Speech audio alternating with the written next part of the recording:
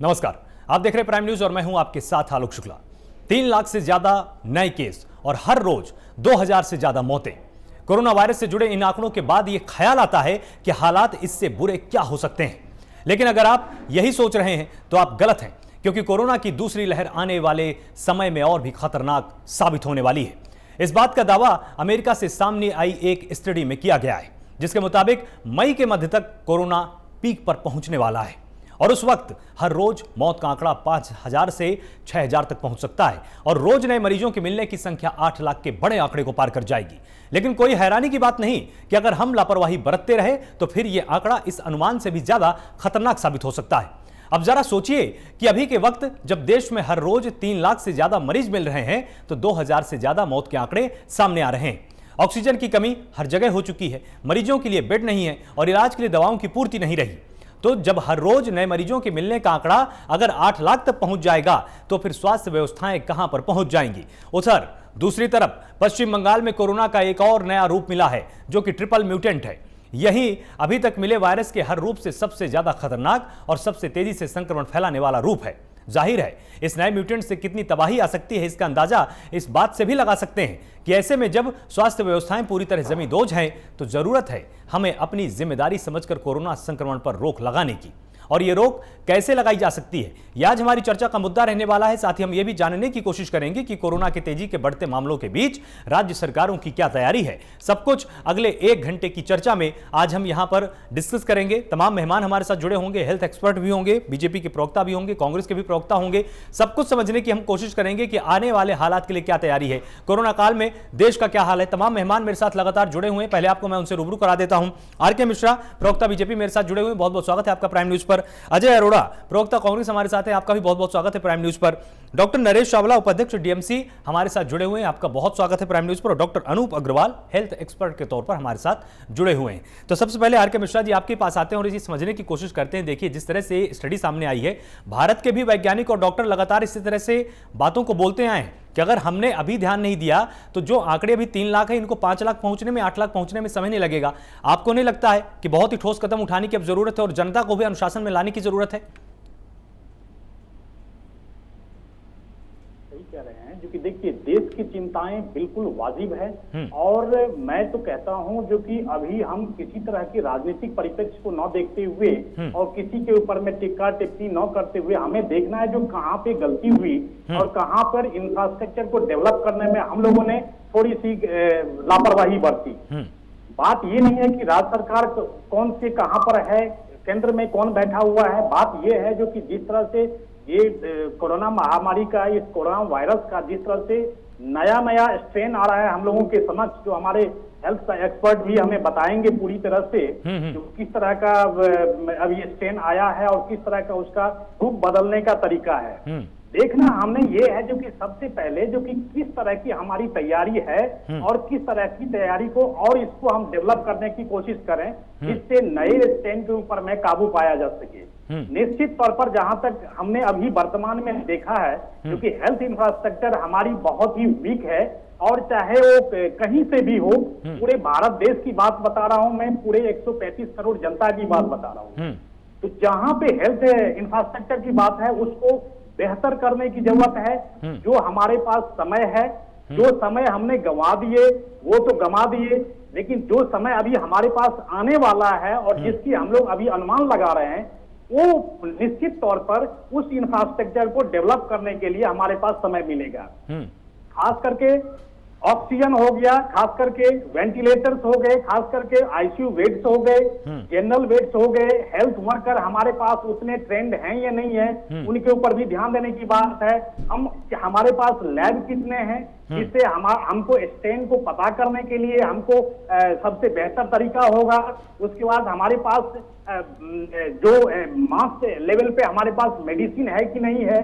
तो ये सब सारे चीज इस इंफ्रास्ट्रक्चर के अंदर में जो नया स्ट्रेन अभी आपने बताया जो कि बंगाल में एक नया स्ट्रेन मिला है, तो ये रोज कोई ना कोई एक रूप बदलता है जिसको हमें हमारे वैज्ञानिक वैसे लगे हुए हैं, हर एक रूप को स्टडी करने के लिए लगे हुए हैं। जहां तक अभी अमेरिकन स्टडीज की भी बात है, जो उन्होंने अनुमान लगाया है वो वर्तमान में जो हमारा इंफ्रास्ट्रक्चर है और हमारी जो पॉपुलेशन है उसके आधार पर उन्होंने अनुमान लगाया है। लेकिन अगर हम अनुमानित जो उनकी स्टडी है उनसे बेहतर अगर इंफ्रास्ट्रक्चर को तब तक डेवलप कर लेते हैं तो निश्चित तौर पर हम इसके ऊपर में कामयाब होंगे। और इसमें कोई दो मत नहीं कि जो भारत देश है वो कुछ करने की, कुछ कर गुजरने की इच्छा शक्ति हमेशा से रही है उसकी, चाहे वो हेल्थ के मामले में हो, चाहे रक्षा के मामले में हो, चाहे किसी के भी मामले में हो।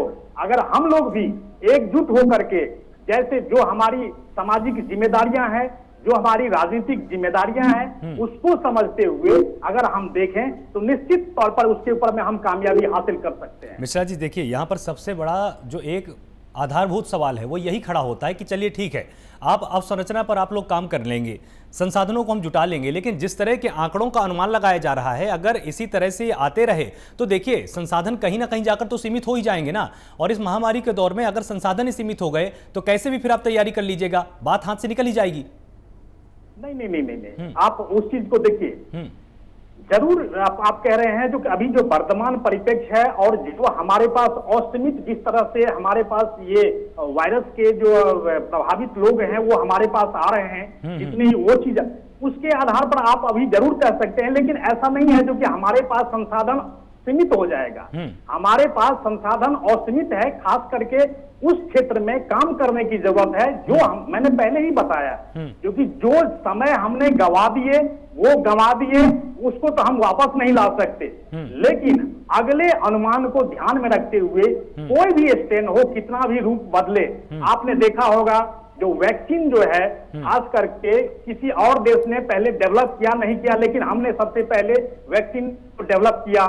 तो निश्चित तौर पर हमारे जो वैज्ञानिक हैं या हमारी जो राज्य सरकारें हैं या केंद्र सरकार है, सबने मिल करके अपनी पूरी जिम्मेदारी निभाई है। उसको देखते हुए अगर कहें तो निश्चित तौर पर हम लोग विजय प्राप्त कर सकते हैं, चाहे कितना भी हमारे पास ये संक्रमित आ जाएं, उसके इससे कोई फर्क नहीं पड़ता। ठीक है, डॉक्टर नरेश चावला हमारे साथ जुड़े हुए हैं, उपाध्यक्ष डीएमसी हैं।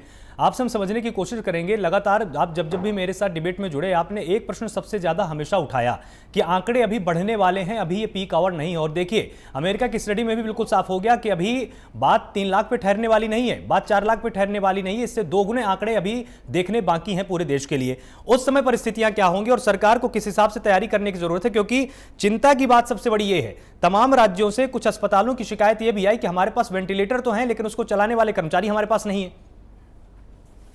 देखिए आलोक शुक्ला जी, ये कड़वी सच्चाई है कि तकरीबन I would say end of February में हमें नजर आ रहा था। तो आप सोच के देखिए किस कदर तेजी से केस बढ़े।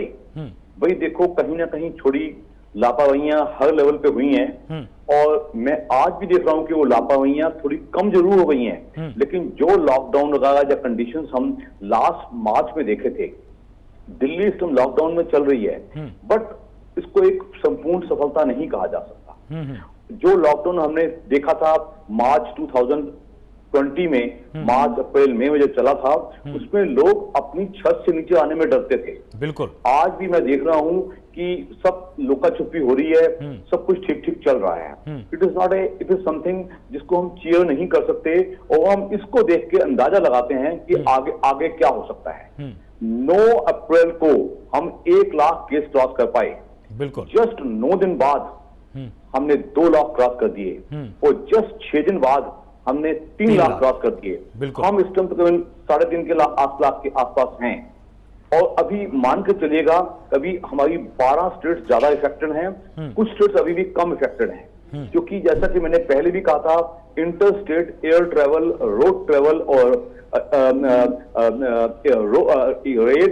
एयर ट्रेवल सब अभी ऑन है। दैट मींस की बॉर्डर्स है ही नहीं। दैट मींस की सोच के देखिए जो माइग्रेंट लेवल वो डर रहा है कि कहीं लॉकडाउन लग ही नहीं जाए, मेरा तो खाना पानी बंद हो जाएगा, वो अपने गांव में ट्रांसफर होना शुरू हो गए हैं। तो सोच के देखिएगा कि उनमें से कुछ जो एसिम्प्टोमेटिक पेशेंट्स होंगे या लेस सिम्प्टोमेटिक पेशेंट्स होंगे, वो जाके अपने गांवों में, अपने कस्बों में कहीं ना कहीं टियर 2 टाउन्स में जाके कुछ ना कुछ बीमारी फैला सकते हैं। बिल्कुल आप उसको देख के प्लस सबसे बड़ा जो फैक्टर है जो आम जन अभी भी समझ पा रहा कि जिसको हम कहते हैं कोरोना एप्रोप्रिएट बिहेवियर। देखो बिहेवियर एक ऐसी चीज है जो किसी में ठोका नहीं जा सकता, उसको पुलिस या प्रशासन या सरकार कह कहने करती, वो एक चीज इम्बाइब की जाती है। हमने देखा है न्यूजीलैंड में, जापान में, ताइवान में, इन लोगों ने इसको अपनी जीवन शैली बना दी है और वो मास्क का इस्तेमाल करते ही करते हैं, सोशल डिस्टेंसिंग करते ही करते हैं।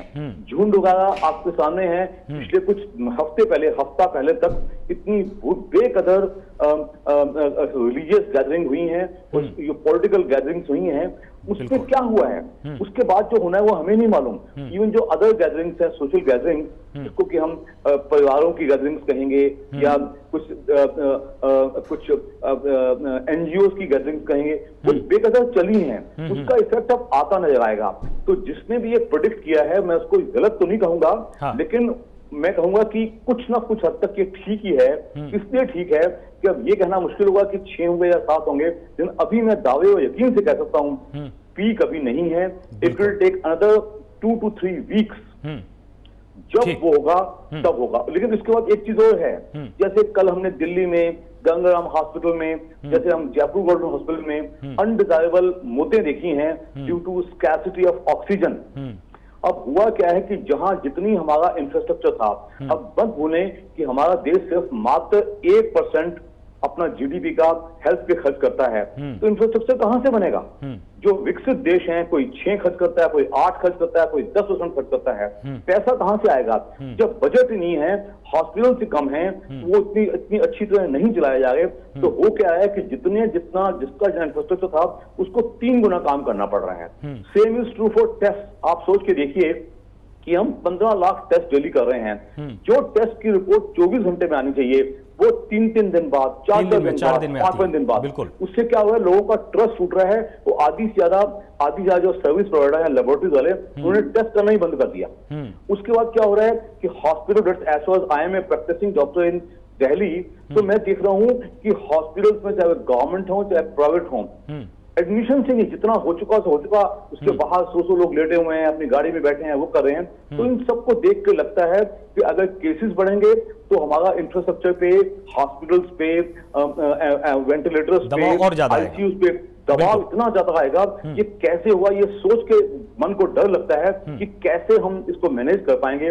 तो मेरी तो सरकारों से अपील है, अपनी उनके बकायदा कंटिंजेंसी प्लान्स होने चाहिए, उनकी टीम्स होनी चाहिए जो हर रोज, हर घंटा, हर मिनट सिचुएशन मॉनिटर करें। पॉलिटिकल पार्टीज अपनी राजनीति ना करें, एनजीओ सामने आए। हमारी डॉक्टरों की इंडियन मेडिकल एसोसिएशन के 3.5 लाख डॉक्टर्स लगातार लगे हुए हैं कोरोना वायरस के टाइम, जबकि हमारी 770 हमारे डॉक्टर मर चुके हैं। तब भी डॉक्टरों ने अभी ये नहीं कहा कि हम काम नहीं करेंगे, वो कर रहे हैं। Front line workers including municipal workers, including police, सब काम कर रहे हैं। जिन्हें एक कोऑर्डिनेशन की जरूरत है और एकजुट सबने मिलकर हम कसम खाएंगे और कोशिश करेंगे। तो मैं समझता हूं किसी ने अगर 7 लाख कहा है तो मैं हम उसको 4-5 लाख तक रोकने की कोशिश करें। ठीक है डॉक्टर नरेश, मैं आपकी ही बात के नोट के साथ जाता हूं अजय जी के पास कि देखिए, भले ही आप विपक्ष हैं, भले ही केंद्र में आपकी सरकार नहीं है, लेकिन तमाम ऐसे राज्य हैं जहां पर आपकी सरकारें हैं। आपको क्या लगता है, चाहे राज्य सरकार के स्तर की बात हो, चाहे केंद्र सरकार के स्तर की बात हो, कहां पर तैयारी की जरूरत है, कहां पर अभी वो चीज है जो कि छूट रही है नजर से? चाहे वो केंद्र सरकार हो, भले हम महाराष्ट्र की बात करें, चाहे हम उत्तर प्रदेश की बात करें, पार्टी को थोड़ी देर के लिए आप भी पीछे छोड़ दीजिए। आखिर किन किन चीजों पर हमको और ज्यादा फोकस करने की जरूरत है जिससे देश कोरोना की आने वाली एक बड़ी लहर से बच पाए? आलोक जी, मैं गागर में सागर बरता हूं। माननीय उच्च न्यायालय ने एक लाइन में कह दिया कि केंद्र सरकार और राज्य सरकारें समन्वय कोऑर्डिनेशन करें, जो डॉक्टर चावला जी ने भी कहा। और जहां तक आर के मिश्रा जी को मैंने सुना, मैं इनका धन्यवाद करता हूं। इन्होंने सत्य बोला, इन्होंने स्वीकार किया कि भारत का मेडिकल इंफ्रास्ट्रक्चर ठीक नहीं है वर्तमान में, इसको ठीक करने की जरूरत है, हम ठीक करेंगे, इन्होंने स्वीकार किया। मेरा कहना यह है कि 1 वर्ष पहले जब कोरोना की पहली लहर आई थी और 53,620 करोड़ रुपए हमें वर्ल्ड बैंक से मिला और पीएम रिलीफ फंड में आया, तो उसका सदुपयोग क्यों नहीं किया गया? और जहां तक कोरोना में आपने कांग्रेस की बात की, कांग्रेस शासित राज्य बिल्कुल पड़ोसी राज्य राजस्थान है। राजस्थान के अंदर उन्होंने पीएसए यूनिट, ऑक्सीजन यूनिट, जो दिल्ली सरकार और केंद्र सरकार ने नहीं लगाई, उन्होंने 37 बनाई। 37 में से 24 कार्यरत हैं जो ऑक्सीजन बनाती हैं। उसे कहते हैं ऑक्सीजन जनरेशन जनरेटर, वो जनरेट करती है पीएसए। तो वो हरियाणा में और बाकी जो 13 पेंडिंग है वो भी एडवांस स्टेजेस में, वो भी जल्दी काम शुरू हो जाएगा। तो जो जो राज्य हैं, मैं इस भेदभाव में नहीं आना चाहता, ना मैं ये कह रहा कि भारतीय जनता पार्टी शासित राज्य कार्य नहीं कर रहे, लेकिन एक बात तो साफ हो गई है कि हमारा कोऑर्डिनेशन नहीं है। और देखिए आज तो हमारी भारत वर्ल्ड में पहला मुल्क ऐसा है, पहला देश ऐसा है जो ऑक्सीजन का सबसे बड़ा उत्पादक है। हाँ। 2019-20 में निर्यात किया 4500 मेट्रिक टन और 2020-21 में 9300 मेट्रिक टन निर्यात किया। क्या जरूरत थी निर्यात करने की? अगर आपको आयात ही करना पड़ गया, पहले इससे गंभीरता से लेना चाहिए था। जो हम ले सकते थे इस पे सरकार का ध्यान नहीं किया। ये भी एक नेगेटिव कारण है कि हमने अपनी ऑक्सीजन निर्यात की। इसी प्रकार से वैक्सीन, इसी प्रकार से रेमडेसिविर इंजेक्शन, ये निर्यात पे फोकस रहा। उस निर्यात में क्या हुआ, 84 देशों में निर्यात किया वैक्सीन का। क्यों? और कम दामों पे किया। और एक भारत, कहते हैं एक भारत देश है और एक ही तरह के रेट होने चाहिए। केंद्र सरकार के लिए वैक्सीन का रेट और है, राज्य के लिए और है। हम समझ नहीं पा रहे कि केंद्र सरकार कौन सी पॉलिसी से काम कर रही है। और अभी डॉक्टर चावला जी ने कहा अभी 2-3 हफ्ते और हैं और पीक पे जाएगा।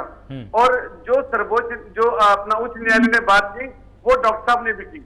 बिल्कुल। डॉक्टर साहब ने एक बात की, हालांकि डॉक्टर पॉलिटिकल नहीं है, लेकिन एक बात साफ कह दी, जो पॉलिटिकल गैदरिंग जो हुई इन दिनों में, और जो रिलीजियस अपना कुंभ का मेला हुआ, मैं साफ साफ कह रहा हूँ, स्पष्ट कह रहा हूँ, कितने लाख लोगों ने एक दिन में स्नान किया। और जब चुनाव होते हैं किसी प्रदेश में तो पूरे देश से कार्यकर्ता जाते हैं उस राज्य में। जब 6 चरणों का चुनाव हो गया, जो लोग वापस आए, मैं भारतीय जनता पार्टी पे एलिगेशन नहीं लगा रहा, ना मिश्रा जी की पार्टी को एलिगेशन लगा रहा हूं। जब कार्यकर्ता लौट के आए तो एकदम विस्फोट हो गया। आप देखिए, जो बंगाल से आया, यहाँ पे कोरोना लेके आया, दिक्कत की बात यही है ना लेके आया अजय जी, दिक्कत की बात यही है ना, क्या गैदरिंग में सिर्फ और सिर्फ बीजेपी के ही कार्यकर्ता पहुंचे थे क्या? नहीं, बिल्कुल। हाँ। बिल्कुल आपकी बात आलोक जी बिल्कुल सही प्रश्न है। आपके प्रश्न को साधुवाद देता हूँ। चुनाव स्थगित हो सकते थे, पंचायत चुनाव स्थगित हो सकते थे, और सबसे पहली पहल की राहुल गांधी ने। राहुल गांधी जी ने बोला कि हम जो रैलियां हैं, हम बंगाल चुनाव में सब रैलियां रद्द करते हैं, सब बड़ी मीटिंग करते हैं। और उन्होंने अपील की सभी राजनीतिक दलों से, और मैं धन्यवाद करता हूं भारतीय जनता पार्टी का भी, टीएमसी का भी, जिन्होंने राहुल गांधी की बात मानी। फिर माननीय प्रधानमंत्री मोदी जी ने और गृह मंत्री जी ने उस पर अमल किया। ये अच्छी बात है। अगर विपक्ष कोई सकारात्मक सलाह देता है उसे मान लेना चाहिए। बिल्कुल। पहले हम इसे रोक सकते थे। बिल्कुल। ये जिस तरह का आपने यहाँ पर एक प्रश्न उठाया, लगातार हमारे साथ यहाँ पर डॉक्टर अनूप अग्रवाल भी जुड़े हुए हैं। डॉक्टर अनूप, आप तक मेरी आवाज आ रही है? हाँ जी, हाँ जी। जी डॉक्टर अनूप, जिस तरह से इन्होंने तमाम आंकड़े सामने रखे, डॉक्टर नरेश ने भी यहाँ पर विश्लेषण, बीजेपी के प्रवक्ता ने भी अपने स्तर से किया, कांग्रेस के प्रवक्ता ने किया, और देखिए ये मंथन सकारात्मक नकारात्मक इस समय सबसे ज्यादा जरूरी भी है।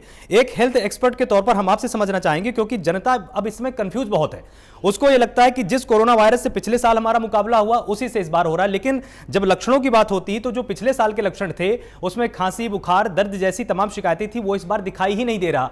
कई बार आरटीपीसीआर टेस्ट में उसको डिटेक्ट भी नहीं किया जा रहा। डॉक्टर ये बोल रहे हैं कि आप जाकर सीटी स्कैन कराइए, तब जाकर परिस्थितियां साफ होंगी। आप एक बार हमारे प्राइम न्यूज के दर्शकों को यह जरूर समझा दीजिए कि उनका इस बार सामना कितने खतरनाक म्यूटेंट से हुआ है, ताकि वो ये समझ पाएं कि भले ही 2 दिन का लॉकडाउन लग रहा हो किसी भी राज्य में, वो कितना जरूरी है कि वो घर के अंदर रहें। जी, आपने बहुत अच्छा सवाल उठाया है कि हमारे दर्शकों को पता होना चाहिए कि वो किससे मुकाबला कर रहे हैं। जब तक हमें दुश्मन की भयावहता, उसकी स्ट्रेंथ नहीं पता होगी, हम उससे अच्छे से मुकाबला नहीं कर सकते। देखिए, सबसे पहले तो मैं बताऊं कि पिछले कोविड की अपेक्षा इस कोविड में जो पहले लोगों के इनिशियल सिम्टम्स से बुखार, खांसी, जुकाम होते थे, इस बार कोरोना डायरिया, कमर दर्द, शरीर दर्द, हेडेक और उसके 2-3 दिन बाद अक्सर लोगों को बुखार, खांसी, जुकाम से हो रहा है। तो मैं अपने सभी दर्शकों को ये बताना चाहता हूँ कि अगर आपको कोई भी सिम्टम, इवन डायरिया हो रहा हो, आपको बॉडी एक हो रहा हो, या हल्की सी गले में खराश भी है, या हल्की सी नाक में कोई तकलीफ भी है, या सिर्फ हेडेक है, आप प्लीज अपने आप को ये मान लें कि ये प्रोबेबली आपके अंदर कोरोना की शुरुआत है। तो सबसे पहला काम, कोई भी इस तरह का सिम्टम है तो अपने आप को आइसोलेट कर लें। हाँ। तो इससे आपने बाकी परिवार और बाकी लोगों को इन्फेक्ट होने से बचा दिया। अब इसके बाद आपको क्या करना है? इसके बाद सभी को पता है कि कोरोना में क्या दवाइयां लेनी है, उस दवाइयों को आप शुरू कर दें, जैसे कि ivermectin, doxycycline, vitamin C, vitamin D और जिंक। भाप लेना दिन में 2 बार गरारा करना, हल्का गुनगुना पानी पीना, ब्रीदिंग एक्सरसाइज करना, ये चीजें शुरू कर दें। अब दूसरी सबसे ज्यादा समस्या मैं जो देख रहा हूँ, हर दूसरा व्यक्ति इतनी सारी ब्लड की जांचें कराने, RT-PCR जांच कराने और CT स्कैन कराने की भागदौड़ शुरू कर देता है। बिल्कुल ऐसा बिल्कुल नहीं करें। RT-PCR न कराने की सलाह मैं इसलिए दे रहा हूँ कि किसी भी जांच को कराने का मकसद ये होता है कि हमें बीमारी है या नहीं है। मैं आपको पहले ही कह रहा हूँ कि आप मान लें कि आपको कोरोना है, आप अपने आप को आइसोलेट कर लें। अब RT-PCR की यदि आपको तुरंत क्यों जरूरत है? क्यों आप वहां पे लाइन में खड़े होकर 100 लोगों की 50 और लोगों को कोरोना बढ़ा रहे हैं और अपने आप को मानसिक और फिजिकल कष्ट दे रहे हैं। दूसरा इंपॉर्टेंट बात है कि इस बार पहले 30% लगभग लोगों में RT-PCR नेगेटिव आ रहा था, इस बार ये 40 से 50% लोगों में RT-PCR नेगेटिव आ रहा है। मतलब कि अब अगर 100 लोगों को कोविड है और 100 लोग टेस्ट कराते हैं तो 50 लोगों में, 40 से 50 लोगों में कोविड होने के बावजूद नेगेटिव टेस्ट आएगा। तो इसका मतलब अब आपको ये गलत संदेश दे रहा है। आप कहीं ना कहीं निश्चित हो जाते हैं कि शायद मुझे कोरोना नहीं है, ये सिंपल डायरिया है, या मैंने बर्फ का पानी पी लिया, आइसक्रीम खा ली है, या मैं AC में लेट गया हूं इसलिए ये जुकाम हो गया है। ये सबसे बड़ा कारण है कि आपके पूरी फैमिली को फैल रहा है। तीसरी इंपॉर्टेंट चीज कि पिछले की अपेक्षा इस बार का कोरोना ज्यादा इन्फेक्शियस और कंटेजियस है। यानी कि अगर पिछले साल का कोरोना एक व्यक्ति से 10 व्यक्ति को फैल रहा था, तो इस बार एक व्यक्ति से 50 व्यक्ति को फैल रहा है। यही कारण है कि आप पाएंगे कि पिछली बार अगर फैमिली में एक या व्यक्ति को होता था तो बाकी व्यक्ति बच जाते थे।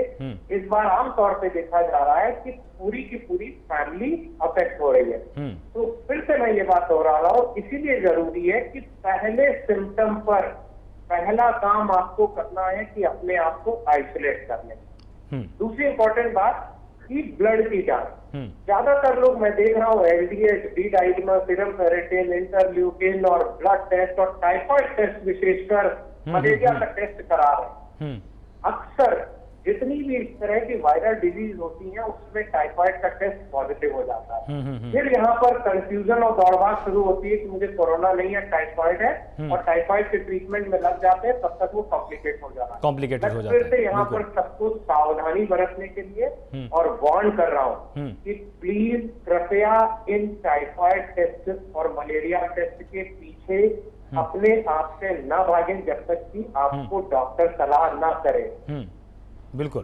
तीसरी बात जो आपने कही CT स्कैन की, जब तक कि आपको RT-PCR नेगेटिव है और आपको सिम्टम्स इतने परेशान कर रहे हैं कि आपको ब्रीदिंग में प्रॉब्लम आ रही है या आपका SpO2 94 से नीचे आ रहा है, तब तक आपको HRCT कराने की भी जरूरत नहीं है। तो प्लीज सेल्फ डॉक्टरी बंद करके जो आपके लिए सबसे महत्वपूर्ण काम है कि अपने आप को आइसोलेट करें। कोविड का जो बेसिक ट्रीटमेंट सब जगह उपलब्ध है उसको शुरू कर दें और मॉनिटर क्या करना है।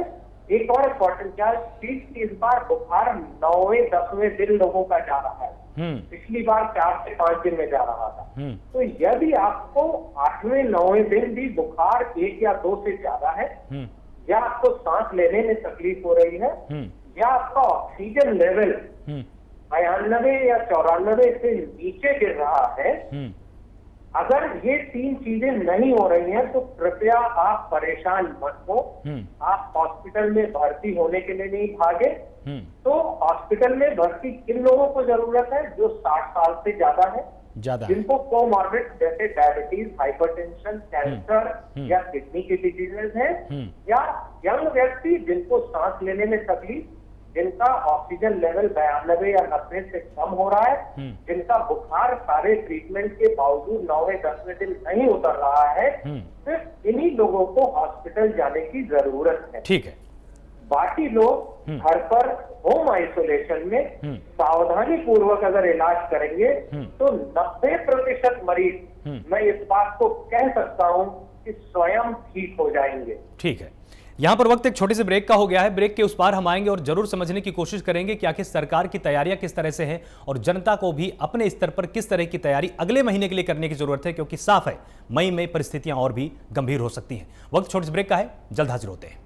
ब्रेक के बाद आप सबका स्वागत है। लगातार तमाम मेहमान हमारे साथ जुड़े हुए हैं। हमारे साथ आर के मिश्रा हैं, प्रवक्ता बीजेपी हैं, अजय अरोड़ा है, प्रवक्ता कांग्रेस हैं, डॉक्टर नरेश चावला उपाध्यक्ष डीएमसी हमारे साथ लगातार बने हुए हैं और doctor Anup Agarwal health expert के तौर पर हमारे साथ जुड़े हुए हैं। तो आर के मिश्रा जी, अब आपके पास आते हैं और हम समझने की कोशिश करते हैं कि देखिए, तमाम राज्यों से कुछ अस्पतालों ने इस तरह की भी शिकायत की है कि हमारे पास वेंटिलेटर हैं, मशीनें हैं, लेकिन हमारे पास ऐसे कर्मचारी नहीं है जो कि वेंटिलेटर को ठीक से ऑपरेट करना जानते हों।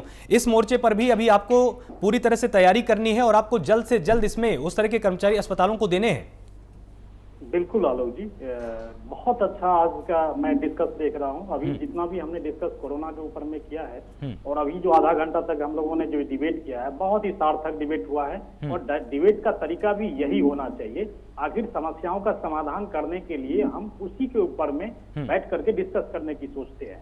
निश्चित तौर पर जैसे हमने अभी कहा, जो infrastructure of development of infrastructure in the health system, तो जैसे हमने अभी कहा, जो आईसीयू बेड्स की बात है, वेंटिलेटर्स की बात है, जनरल बेड्स की बात है, हेल्थ वर्कर की बात है जिसमें उनको ट्रेनिंग किस तरह से दिया जाए, लैब्स को बढ़ाने की जरूरत है, मेडिसिन क्या हमारे पास पर्याप्त मात्रा में है या नहीं है, ऑक्सीजन की बात है, जहां तक वैक्सीनेशन की बात है तो आपने देखा होगा जो वैक्सीनेशन जिसने भी लगाया हुआ है वो कम्युनिटी ट्रांसप्लांट में शायद हमसे ज्यादा बेहतर हमारे चावला जी वो और बेहतर बता सकते हैं इस चीज के बारे में। लेकिन हमने जहां अभी तक देखा है 0.03% से 0.04% तक जो वो उनका जो संक्रमण का जो दायरा है वो बिल्कुल बहुत ही सीमित हो गया है जो वैक्सीनेटेड है खास करके। दूसरी बात यह है जो कि राज्य सरकार और केंद्र सरकार में एक समन्वय होना चाहिए।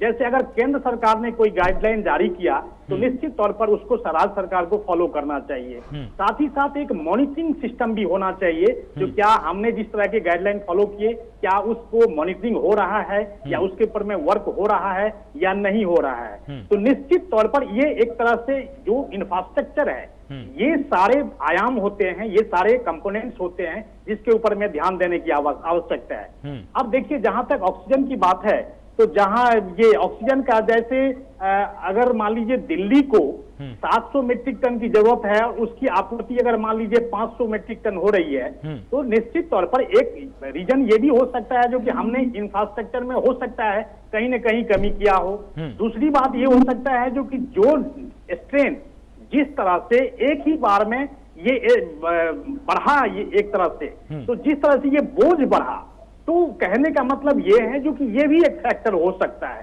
क्योंकि हमारे ऊपर में जितना हमारा कैपेसिटी था उससे ज्यादा हमारे पास संक्रमित आ गए तो निश्चित तौर पर ये हमारे सिस्टम को उसने ये कर दिया, मतलब समझिए जो कि ये ओवरलोड कर दिया, ओवरलोड कर दिया। तो निश्चित तौर पर तो वो जो गाइडलाइन है उसको भी देखना चाहिए। दूसरी बात जो समन्वय है वो राज्य और केंद्र सरकार की बिल्कुल होनी चाहिए। जैसे अभी आप एक चीज मैं कह रहा था जो कि जैसे 7 जनवरी 2021 को ये पीआईबी के रिपोर्ट है इसमें जिसमें महाराष्ट्र, केरल, छत्तीसगढ़ और पश्चिम बंगाल को ये पत्र लिखा गया था स्वास्थ्य मंत्रालय की तरफ से जो उन्होंने ये बताया था जो कि इसमें जो नए स्ट्रेन आ रहे हैं इसमें ज्यादा संक्रमण इन राज्यों से आ रहे हैं तो इसको भी ध्यान देने की आवश्यकता थी। जो कहां पर कमी हो गई, कहां पर लैक ऑफ इंफॉर्मेशन हो गया, लैक ऑफ जो एक समन्वय होना चाहिए, इंफॉर्मेशन होना चाहिए, वो चीज नहीं हो पाया।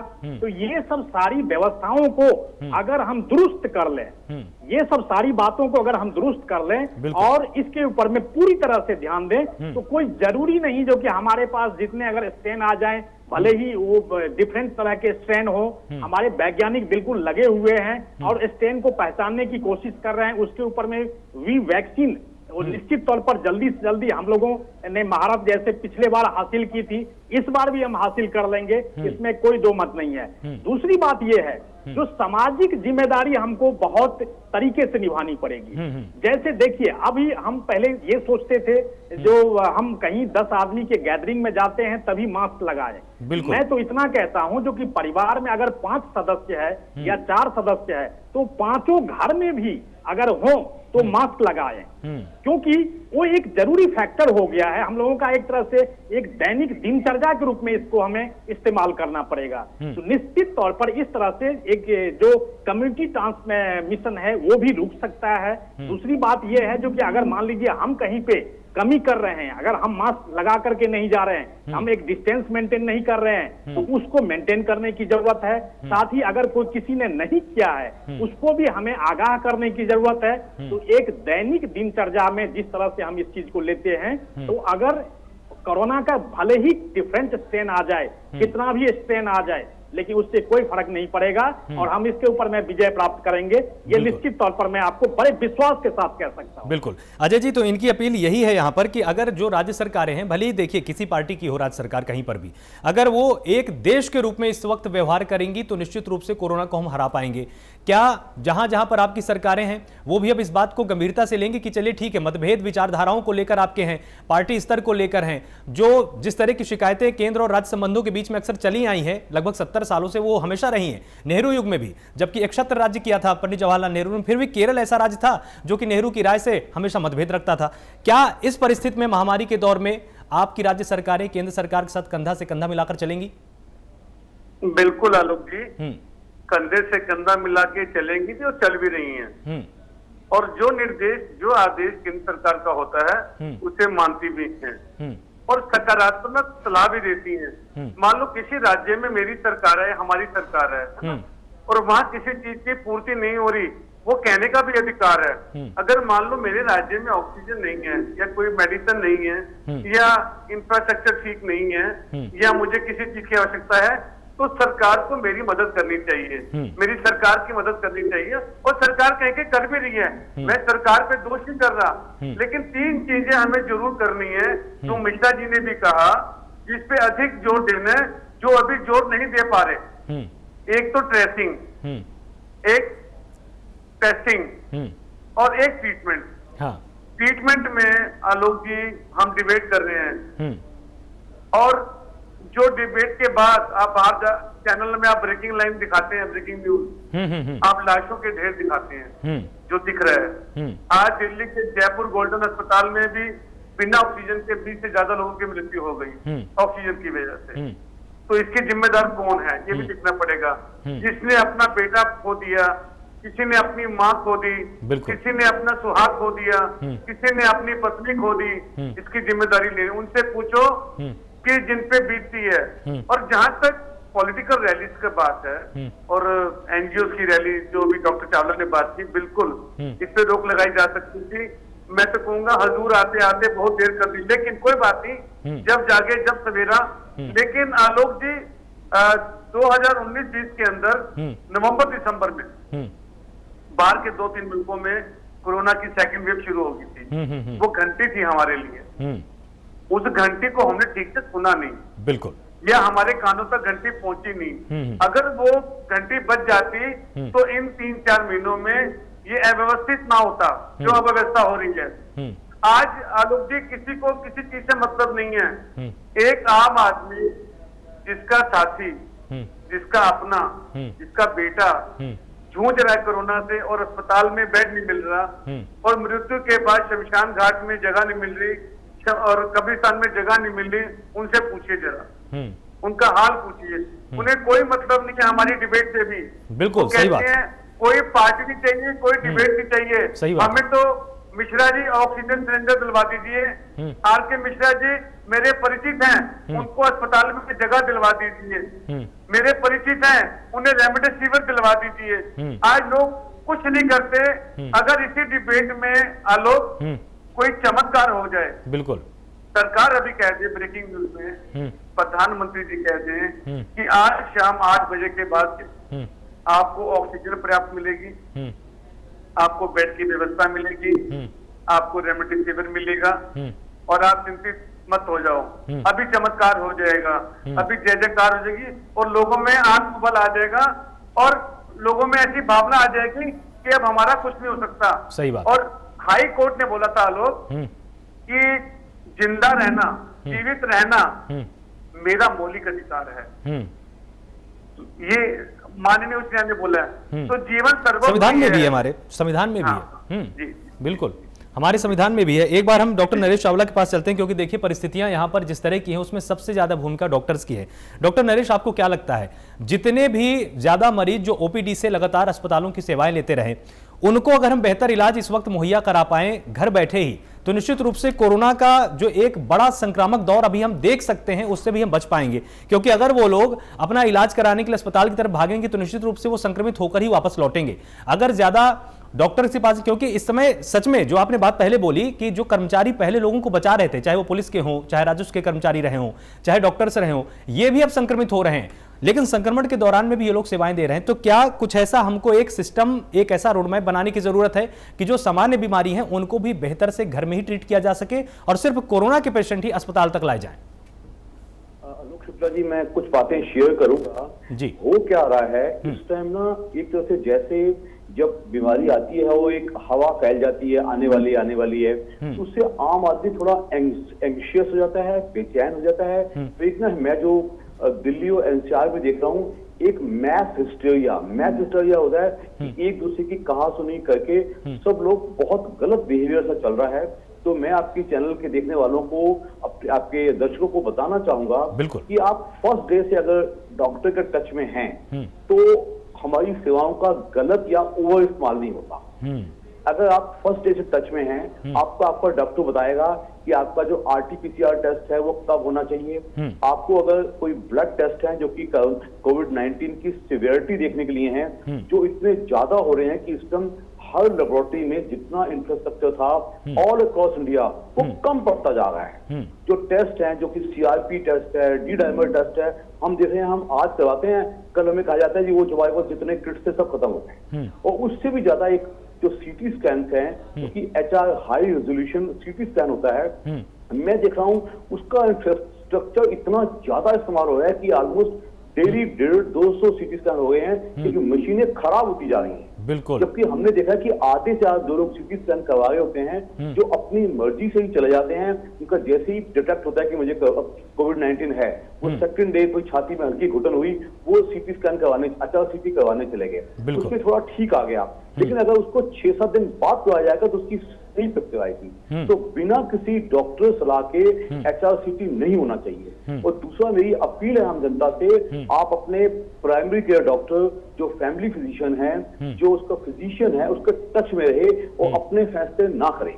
मैं एक और दूसरा देख रहा हूँ कि एक व्हाट्सएप पे ट्रीटमेंट लिखा हुआ चला आता है, वो ट्रीटमेंट पूरे हिंदुस्तान के व्हाट्सएप पे घूमता रहता है। आधे से ज्यादा पेशेंट क्या करते हैं, उस ट्रीटमेंट को अपने आप ही लेना शुरू कर देते हैं। बिल्कुल बिल्कुल, बहुत ही जरूरी बात आज आपने ये यहाँ पर बोली। उससे क्या हुआ लोग जी, कि दवाइयां शॉर्ट होती जा रही हैं, अननेसेसरी दवाइयों की कंजम्पशन रहती। मैं आपके श्रोताओं को बताना चाहूंगा 90% डिसीज, चाहे वो इन्फ्लुएंजा या फ्लू था पहले, और जो ये कोविड-19 है, ये 90% अपने आप ठीक होता है। इसको दवा की कम से कम सिम्टोमेटिक इलाज की जरूरत है, बहुत ज्यादा एंटीबायोटिक्स की जरूरत नहीं है। जो रेमडेसिविर जो ड्रग शॉर्ट होनी शुरू हो गई थी, वो कोई वंडर ड्रग है ही नहीं, उसका कोई बहुत ज्यादा क्रेडिट्स है ही नहीं। लेकिन तब भी ये हवा फैल गई कि किसी भी मरीज को ये जल्दी लग जाएगा और तो उससे वो बच जाएगा। उससे आज तक डेथ रेट कम नहीं हो पाया, उससे सिर्फ ICU का एडमिशन के डेज कम हो पाए हैं आज तक। अदरवाइज जो रिसर्च आज तक हुई है उसमें पता चला है कि रेमडेसिविर एक वायरल एंटीवायरल ड्रग है, उसका रोल जरूर है, लेकिन सिर्फ आईसीयू बाउंड पेशेंट्स में है जिनका ऑक्सीजन बहुत कम होना शुरू हो जाता है। बिल्कुल। और एक और बात, हाँ, लेकिन ये बात सच है, जो ऑक्सीजन की शॉर्टेज है ये बिल्कुल नहीं होनी चाहिए, क्योंकि इसके लिए हमारा देखो, डॉक्टर जब अब आपको ट्रीट करता है पेशेंट को, तो उसको लिबर्टी मिलनी चाहिए कि ऑक्सीजन का वो जायज ड्यूटी से इस्तेमाल भी करे और प्लस उसको एक फ्री लिबर्टी हो अपना मरीज की जान बचाने के लिए वो ठीक से दे सके। इसके लिए जो कुछ मौतें हमने देखी हैं गंगाराम में, जयपुर में, कुछ और अस्पतालों में, उसको बिल्कुल होना चाहिए। जो पता चला कि दिल्ली में ऑक्सीजन की सप्लाई नहीं आ पाई, इधर कोई ब्लॉक मिल गया, उधर कोई ब्लॉक मिल गया, ये टोटल इंटर स्टेट कोऑर्डिनेशन हो जाएगा। अब हम ये नहीं करेंगे तो कब करेंगे? मैं आलोक जी आपके श्रोताओं को बताना पसंद करूंगा, ये एक किसी बड़े युद्ध से भी बड़ा युद्ध है, क्योंकि युद्ध पे तो सिर्फ बॉर्डर पे गोलाबारी हुई होती है, यहाँ तो हर घर में दिक्कत आ रही है, हर घर में।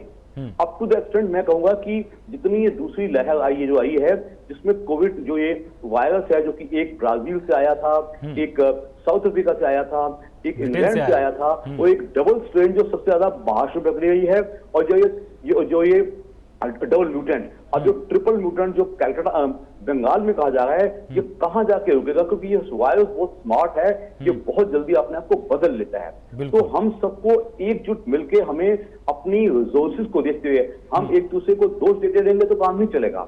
हर लेवल पे अपना काम करना है, डॉक्टर ने अपना काम करना है, पैरामेडिक ने अपना काम करना है, राष्ट्र की सरकार का अपना एक कंटिजेंसी प्लान होना चाहिए कि मुझे ये करना है, ये नहीं करना, कोऑर्डिनेशन हो, इसमें कोई इरिटेंट्स ना आए।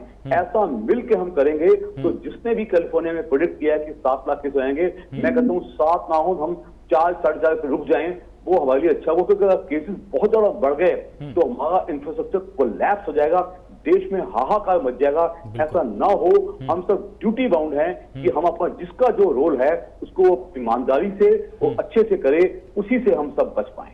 बिल्कुल। डॉक्टर अनूप, जिस तरह से इन्होंने पूरा एक विस्तार से एक जानकारी दी कि इस समय जो पेशेंट है उनका क्या बिहेव है, जो आदमी हेल्दी है वो भी डाउट के चलते किस तरह से अस्पताल पहुंच रहा है, जानबूझकर बिना किसी वजह के सिटी स्कैन करा रहा है और एक्स्ट्रा दबाव वो लोग अस्पतालों पर डाल रहे हैं।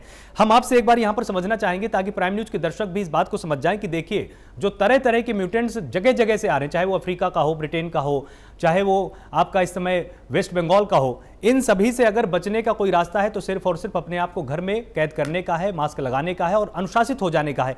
आप एक बार प्राइम न्यूज के दर्शकों को ये जरूर समझा दीजिए थोड़ा, ताकि वो थोड़ा सा सचेत हो जाए कि अस्पताल भागने से लाख गुने बेहतर है कि आप अभी से ही सावधानी बरतिए, क्योंकि 8 लाख केस नहीं 16 लाख भी अगर केस आ जाएंगे, अगर हम घर में हैं तब हम सुरक्षित रहेंगे। आलोक जी, आपने बिल्कुल सही कहा, और जैसा कि डॉक्टर नरेश जी ने भी कहा कि देखिए, किसी भी व्यक्ति को चाहे जितनी भी चीजें आ रही हैं कि 3 तरह का म्यूटेंट आ रहा है, डबल वेरिएंट आ रहा है, ब्राजील से आ रहा है, अफ्रीका से आ रहा है, आपको इससे नहीं मतलब है।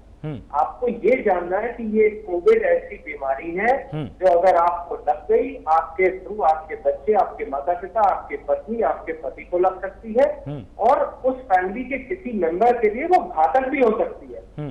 तो जब हम सब अपने फैमिली के बचाव के लिए क्या इतना भी नहीं कर सकते? हम दुनिया भर की दौड़भाग सारी जिंदगी करते रहते हैं। आज जब हमारे घर पर दरवाजे पर कोरोना दस्तक दे रहा है तो हम अपना दरवाजा बंद क्यों नहीं कर सकते? क्यों हम दरवाजा खोल के बैठे हैं? जब हम दरवाजा खोल के बैठते हैं तो आप ये समझिए, कोरोना का दरवाजा है क्या? हमारी नाक और हमारा मुंह, ये कोरोना का दरवाजा है। मतलब कि हमें SMS, मास्क, सैनिटाइजेशन और सोशल डिस्टेंसिंग, इस 3 चीजों को बहुत स्ट्रिक्टली फॉलो करना है। जब तक आपको कोई जरूरी काम ना हो, कृपया घर से बाहर मत निकले।